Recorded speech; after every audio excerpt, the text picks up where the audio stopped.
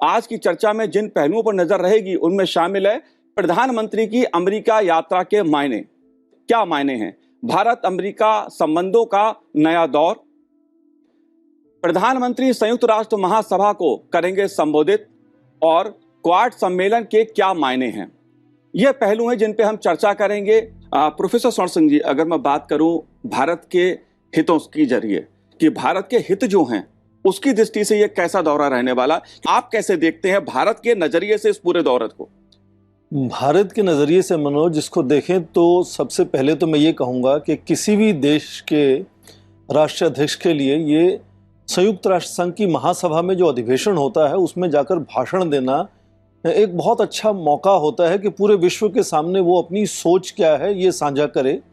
और उसके लिए क्या चुनौतियां हैं और उसमें क्या वो योगदान देना चाहता है इसको भी सीधा करे वहाँ।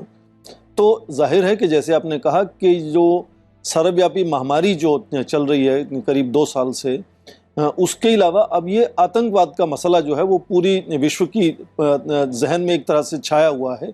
कितनी ही बैठकों में, कोई भी बैठकों में, चाहे वो क्षेत्रीय स्तर की हो या विश्व स्तर की हो, उसमें ये तालिबान का जो हादसा एक तरह से उसको कहेंगे हुआ है कि उन्होंने ज़ोर ज़बरदस्ती एक तरह से सत्ता को हथियाया है अफगानिस्तान में,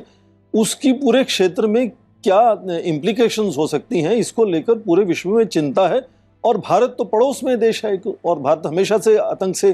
परेशान रहा है, इसलिए भारत की सोच क्या है कि इस तरह की जब एक आतंकी गुट है वो ज़बरदस्ती से कहीं सत्ता को हथियाता है तो उसको किस तरह से मान्यता मिलनी चाहिए, उसके क्या मापदंड होने चाहिए। भारत ने बार बार, आप देखें, चाहे वो ब्रिक्स देशों के सम्मेलन हो या हाल ही में शंघाई कोऑपरेशन ऑर्गेनाइजेशन का शिखर सम्मेलन हो, वहाँ भारत ने ये सामने रखा है कि अंतर्राष्ट्रीय समुदाय को एक मत से बोलना चाहिए कि क्या बेंचमार्क होने चाहिए तालिबान के लिए जिस पे वो खरा उतरे, तो उसके बाद उनको मान्यता मिलनी चाहिए। और उसमें जो अलग अलग शेड्स अभी आप देखते हैं, अलग अलग देशों के अलग तरीके सामने आ रहे हैं। आपने खुद कहा कि चीन उसमें एक है, रूस है, पाकिस्तान है, जिनके एम्बेसीज अभी काबुल में हैं और उनकी बातचीत चल रही है। तो क्या ये अलग अलग बात करने से अच्छा होगा कि अंतर्राष्ट्रीय स्तर पर समुदाय जो है वो एक जुबान में बात करे? और उसी के चलते आप देखें कि वहाँ और कई, जब सभा में अंतर्राष्ट्रीय महासभा में जब बात होती है तो और कई और भी वहाँ राष्ट्राध्यक्ष आते हैं और कई दूसरे लोगों से आपकी बातचीत होती है। और ऑनलाइन जो पूरा उसमें हमने कौशल देखा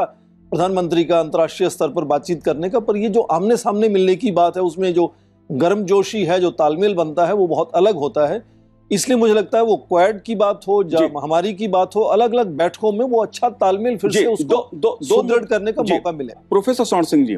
बात अगर रक्षा सौदे की जाए, बात अगर एफडीआई की जाए, कोविड महामारी की बात है, इसको आप कैसे देखते हैं, खासतौर से भारत और अमेरिका के अगर रिश्तों की हम बात करते हैं? भारत और अमेरिका के रिश्ते आप देखें करीब 2 दशकों में पूरी तरह से बदलाव उसमें आया है और उसमें 4 फाउंडेशनल एग्रीमेंट जो साइन हुए उनका मतलब यही है कि जो अति आधुनिक तकनीक है उसके हस्तांतरण में मुश्किल नहीं होनी चाहिए और भारत को वो सब तकनीक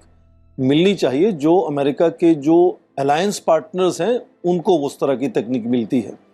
तो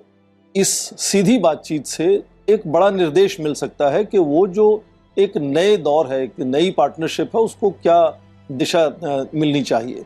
और निवेश को लेकर भी बातचीत हो सकती है क्योंकि मेक इन इंडिया आप देखें कि एक बहुत अहम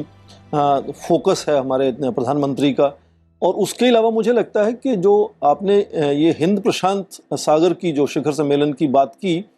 उसमें जो एक नया ऑकस का अलायंस, मिलिट्री अलायंस बनाया गया है,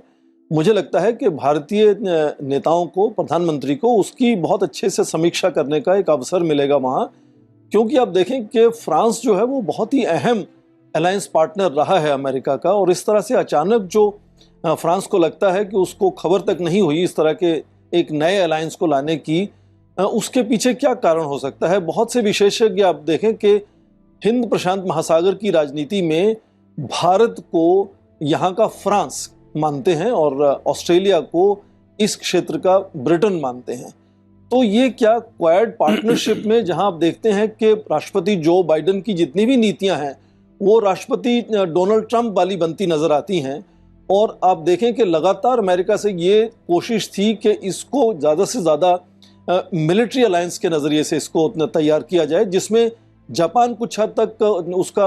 रिस्ट्रेन दिखा रहा था और भारत तो पूरी तरह से रिस्ट्रेन दिखा रहा था जी तो इसीलिए वो ऑकस बनाने का मतलब है कि ऑस्ट्रेलिया उसमें सैन्य शक्ति लाने में जी राजी है। जी तो उसका भारत पर क्या असर हो सकता है, इसकी समीक्षा करने का मुझे जी लगता है एक अवसर मिलेगा वहां। जी